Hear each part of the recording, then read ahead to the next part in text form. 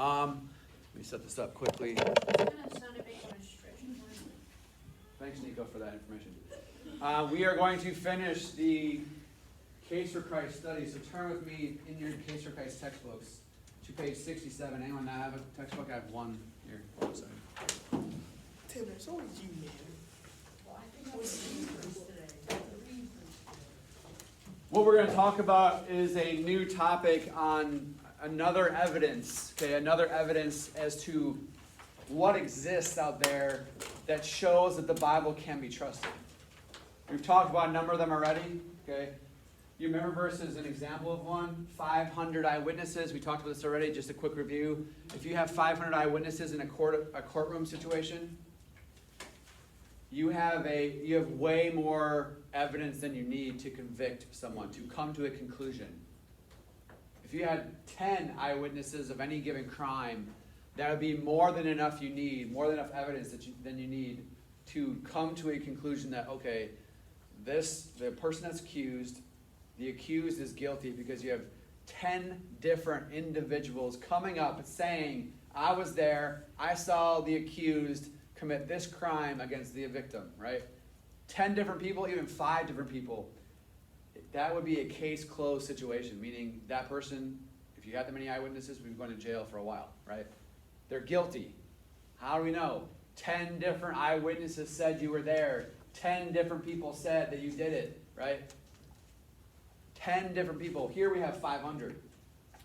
And if you're getting that point, the point is, if you take the Bible at face value, if you think the Bible's telling you the truth, which it is, but we'll talk more about evidences that why it is trustworthy. But if you take the Bible at face value, Paul's saying this is a case closed argument. It wasn't just the 12 that saw him. It wasn't just one person. It was 500, more than 500 different people. Okay, that is an evidence. That is one of the many evidences that exists that shows us that Jesus really did rise from the dead. That the New Testament is actually true. Okay, eyewitness testimony that supports the Bible. Okay, moving from that, we started talking about manuscripts. What are manuscripts? Copies of the Bible. Ancient copies of the New Testament. And if you quickly look at page 63, this is just a quick review. If you look at page 63, how many ancient copies do we have? Literally, if you had time and resources, you could go physically look at these copies. They're not just like in the sky somewhere invisible. These are physical copies that you can, if you had time and access to, you can physically look at. The number is 24,000 copies of the New Testament. We've already talked about this, but why should that number get your attention? What does that number say to us? What is that communicating to us 2,000 years later? There's 24,000 copies of the New Testament. Look at the next highest number there on the list on page 63 is what? 650. The next most important ancient document is Homer's Iliad, which is really, really old. There's 650 copies of that, which also is impressive. But it pales in comparison to the number of copies that exist in the New Testament. What we're saying is, guys, that in the ancient world, okay, obviously the ancient world saw the New Testament as what? Important. Extremely important. Also important, and what else could you say about it? It's a very, very important. It's also correct, true, factual, right? The point here, one of the main points here, guys, is if you currently think the Bible's boring, which if that's the case, it's not okay, but that's where you're at, right? I want to meet you where you're at. If you currently think the Bible's boring and lame and dull and fairy tales, whatever, if that's where you're at, the ancient world did not believe that. Proof is they spent so much time copying it, recopying it, passing it on, copying it, passing it on, copying it, passing it on. Why would they copy it 24,000 times if it's fake? They wouldn't. Why would they copy it 24,000 times as it's made up? Which is a bunch of fairy tales. They wouldn't. They're copying it 24,000 times because they see it as sacred. They see it as true. They see it as extremely important. That's a huge point there, guys. Don't miss it. Okay, so the New Testament has way more copies of it than any other ancient source of on any topic by any author. Literally anywhere in the world. There's way more copies of the New Testament than any other book on any other subject by any other author. That should tell you something. The ancient world saw it as extremely important and true. On top of that, what does the number 99.5 communicate to us? We read that at the bottom of page 61, top of page 62. 99.5 represents what idea, Tanner? Percent of the manuscripts that match up. 99.5% of the 24,000. If you, again, we have no way of, I don't have access to them, but they do physically exist.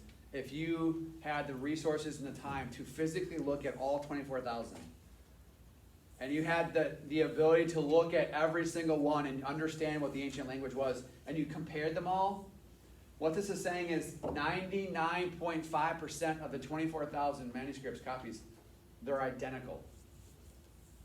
What does that communicate to you?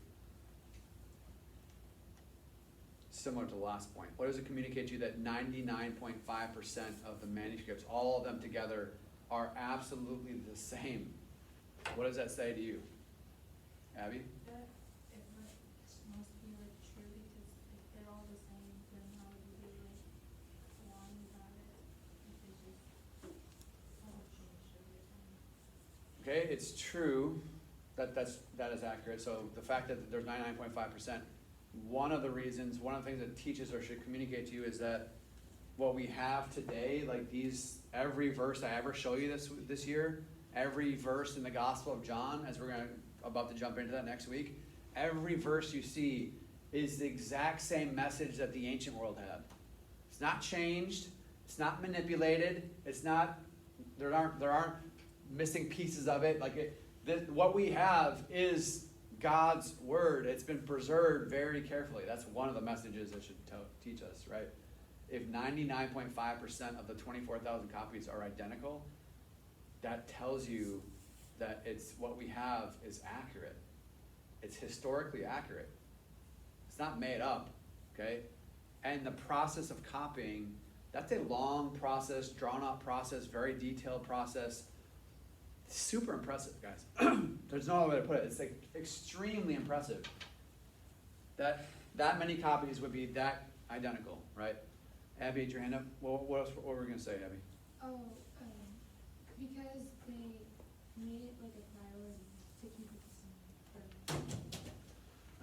Another great point. The point there is, if you're saying that 99.5% are identical, they obviously held in such high regard that they saw it as extremely important to carefully copy it. You guys played a game of telephone yesterday. It's really easy to, there's about 20, 25 of you here. It's really easy to mishear or deliberately miscommunicate a message that you receive, especially if that message isn't important to you or you disagree with it, right? So the fact that the ancient world is carefully, meticulously, carefully copying it down over and over and over and over and over and over and over and over, say that 24,000 times, over and over and over and over and over, that you get the idea. The point is, what we have is reliable, okay? And just in case you missed it, it says the number is 99.5. That means there's 0.5% changes or 0.5% variations among all the 24,000 copies of the New Testament. What are some examples of some of the differences or changes amongst all the 24,000? Yeah. Typos. If you were writing in Greek, the first chapter of Matthew, I had you write it out. I said this yesterday. If I had you do that assignment, I'd be receiving copies. Even if you focused and you try to do your best, there still would be spelling errors, there'd be grammatical errors, because it can be so time consuming. So the 0.5% number there, all it represents is spelling errors, grammatical errors. Sometimes words are mixed around, right? Human beings are copying it down, so there's going to be some human error, but the point is, yes, there is some, but very, very minor. Like almost none. That's just crazy. 0.5% is very, very small. And of that 5.5%, it's insignificant things. Okay? That should also be a huge evidence to you. Okay, they spent a lot of time carefully preserving this message. Let's move on. Page 67. we started talking about this, I believe. Did we read this list of 5 on page 67 under Beyond the Biblical Biographies? We did not. Okay, so what we're about to jump into is another evidence that the Bible is trustworthy and true. What we're about to talk about are non-Christian people, non-Christian sources, historical sources talking about Jesus in the Bible. Tanner, did we leave off with you yesterday? Yes. Can you read the first line and the paragraph under Beyond the Biblical Biographies? 67. Did Jesus? Yep. How long do I read till? Up until the list. Just read the line and then the... Did Jesus really live, or is he a fictional character found only in the Bible? If you never read the Bible or any Christian writings, you could learn the following about Jesus from ancient Jewish work called the Talmud, and from ancient historical writers such as Josephus, Tacitus, and Pliny. the Younger. Okay, so those names sound funky, they're silly, but those are the actual ancient names. So don't get caught up or distracted by the names. Yes, they sound weird or something. The point is that these 3 individuals, Josephus, Tacitus, and Pliny the Younger, are historical figures. Literally, I have this in my own, I don't know if I have it here. I have one of the works of Josephus in my grand library at home. I love reading, I love books. You have a private library? A library, it's pretty big, yeah. Josephus is an actual historical person who was a Jewish, not a Christian, a Jewish historian. What does a historian do? If you're a historian, what's your responsibility? What are you doing if you're a historian? Writing history. What is it? Writing history? Yeah, you're recording what happens. That's all you're doing. You're not adding your opinion to it. You're just recording in detail what actually happened. That's what a historian does. There are historians today, and they're actually very important because without them, we can easily lose details of any given scenario, whether it's a war or any kind of political situation. It's very important for historians to continue to exist because future generations will want to know or need to know what actually happened. What we have in this list of 3 here, Josephus, Tacitus, and Pliny, are all ancient historians. They're not Christians. So what did the ancient historians tell us in their history books about Jesus? That's what you're about to read in this list of 5 here. These list of 5 things here are historical facts. Okay? Are we going to Jackie or Ryan? Which way are we going here? Ryan? Can you read the 5 things there on page 67? Jesus was a Jewish teacher. Many people believed he performed healings and other miracles. Some people believed he was a long-awaited Messiah. He was rejected by the Jewish leaders, and he was crucified under the authority of Pontius Pilate in the reign of Tiberius. Thank you, Ryan. These are, if you're not aware of this, there are non-Christian sources of information about Jesus. Jesus outside the Bible, in essence. And these aren't all, this is just the tip of the iceberg. These are just some of the facts we know about Jesus. My first question to you is this. Look at this list of 5. Which of the 5 is not in the Bible? Which of these 5 things is not found in the Bible? So if these things are in history books, which of these things is not in the Bible? Any guesses? Abby? He was rejected by the Jewish leaders. Wasn't it the Roman leaders? Was Jesus rejected by any Jewish-based Jewish leaders in the New Testament? Matthew, Mark, Luke, or John? Braden? The Pharisees? That is the answer. The Pharisees are thoroughly Jewish. They're actually the Jewish religious pastors of the day. And they're going to come up many, many times in the Gospel of John. We're going to start seeing this. The Pharisees are one of the main characters in the Gospel of John. They're one of the main players in a negative way. But it is in the Bible. Jewish leaders did reject Jesus, and it's also in history books. What's on this list that's not in the Bible? Hayden? He was crucified under the authority of Was Jesus crucified under Pontius Pilate, under the authority of Pontius Pilate, in that region, in that reign of Tiberius, in Matthew, Mark, Luke, or John? Was he? Right? He was crucified under Pontius Pilate, but I don't know about the reign of Tiberius. Okay, that's a fair point. If you do some historical study, Pontius Pilate did serve under someone named Tiberius. Jesus was a Jewish teacher. Okay, so pause for a second and go back to the crucified point. The Bible does confirm this. The Bible never mentions Tiberius by name, but history does. But it is a biblical idea, that is a biblical fact that he was crucified. Pontius Pilate was the one who oversaw that decision. That is in the Bible. James, you said the first one? Yeah. Was Jesus Jewish? Technically. Yes. Yes, Either he is. was or he wasn't. What do you mean by Yes. technically? Well, yeah, but, you know, Yes, he was Jewish. he was Jewish, but But he didn't exactly act like your normal Jew back Okay. then. that's a true statement. But the fact is that he is Jewish.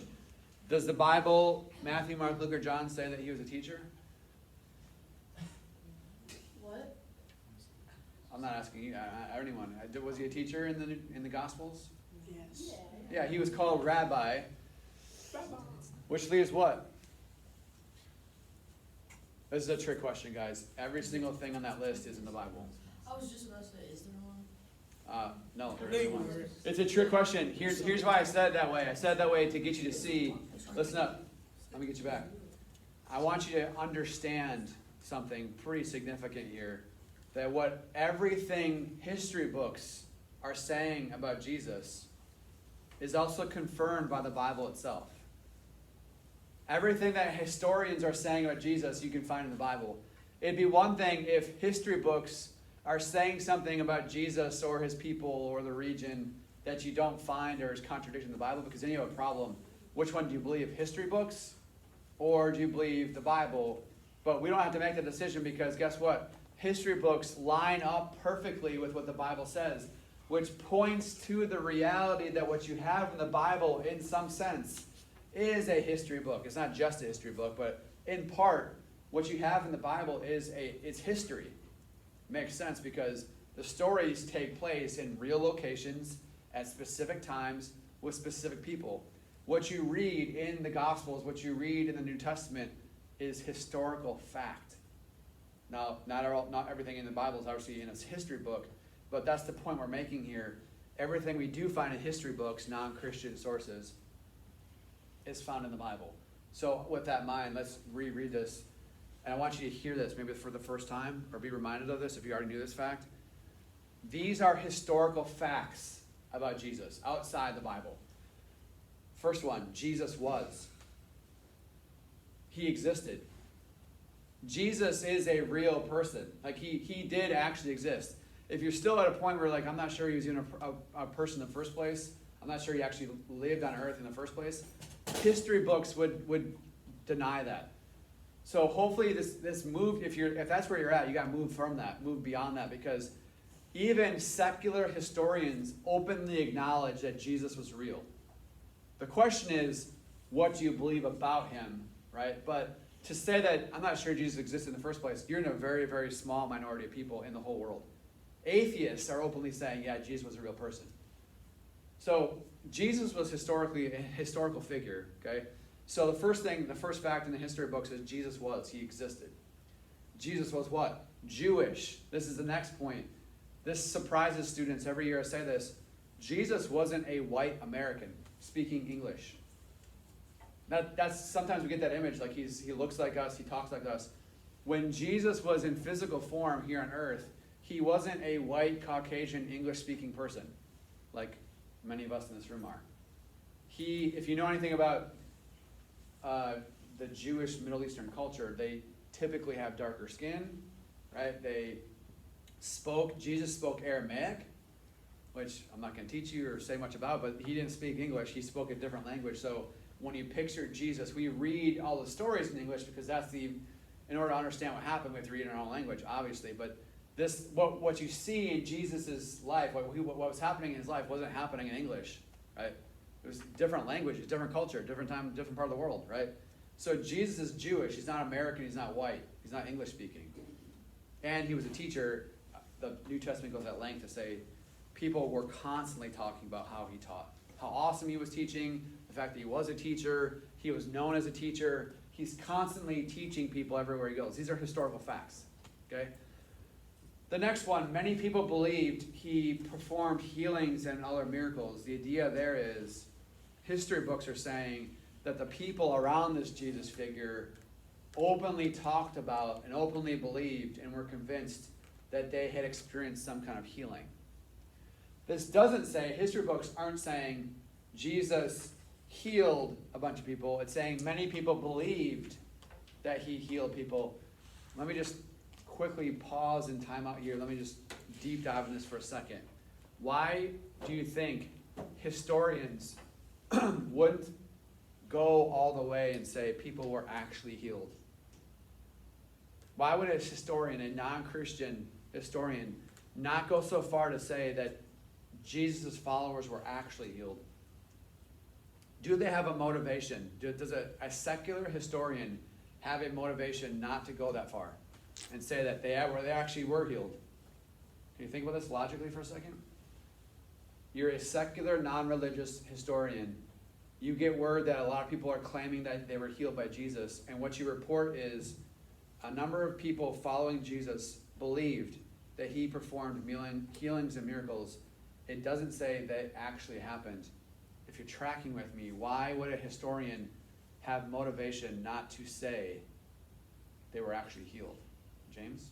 To prove an evolution theory. Which didn't exist at the time, but they have their own agenda. So we've covered this topic in a number of different situations. Why would Jesus lie? There's no motivation to lie. Why would the disciples lie about his resurrection? There's no motivation to lie. Why would these 500 lie about seeing the resurrected Lord? There's no motivation to do it. On the other hand, a secular historian, what motivation might they have to say or not to say that they were actually healed? Think about this. Why would a secular, non-religious historian have motive to say that Jesus didn't actually heal people? What motive could they possibly have? James? They don't believe in God. Start at the very beginning. I'm saying if you understand this point, it's not surprising that a historian wouldn't go so far to say that Jesus actually rose from the dead or Jesus actually healed people, because if they say that, if historians say that, they're going to lose their job, they're going to lose fame, they're going to lose money, they're going to lose their safety. It's the exact opposite of what we said about these guys. The 500 had no motivation. There's nothing in it for them. A secular historian has motivation because if they were to openly admit that Jesus actually did heal a bunch of people, if they actually say that in history books, it won't get published. They'll lose a job. They could lose fame. They could lose fortune, right? Do you see that point? It's not surprising that a secular historian won't go so far as to say that they actually healed, but it is acknowledging the fact that many people believed that he performed healings and miracles. We know as Christians that he actually did it, okay? But it's still interesting that a non-Christian person is saying that, okay, there's a lot of talk about Jesus healing people all over the place, right? The third one is similar. Some people believed he was a long-awaited Messiah. For a secular history book to say that he actually was the Messiah would be for a secular historian to say that Jesus actually is God. And for a secular historian to say that would mean that their belief that God is not real is fake, is false. Do you understand? There's like an underlying motive here to not go so far as what actually happened. But some people believed he was a long-awaited Messiah. That's a historical fact. And one of the other points there is that Jesus wasn't just a nice guy to a lot of people. That's a modern-day stance. Modern-day people think sometimes, well, he's just a nice person, right? Ancient history, there are a lot of people is kind of all or nothing. You either believed he was God or you believed he was a demon-possessed person. There's no real middle ground there. History is saying that a lot of people believed he was a Messiah. Then the last two, rejected by Jewish leaders, he was crucified under Pontius Pilate. Historical facts, guys. Jesus on the cross is a historical fact. Jesus dying on the cross is a historical fact. Now, what history books won't say is why he's doing that or why he was there. We know that from the Bible, but history books are saying Jesus was real and he did die on the cross. The question you have to ask yourself is, why did he do that? That's what the Bible answers, right? For the sake of time, let's move on really, really quickly.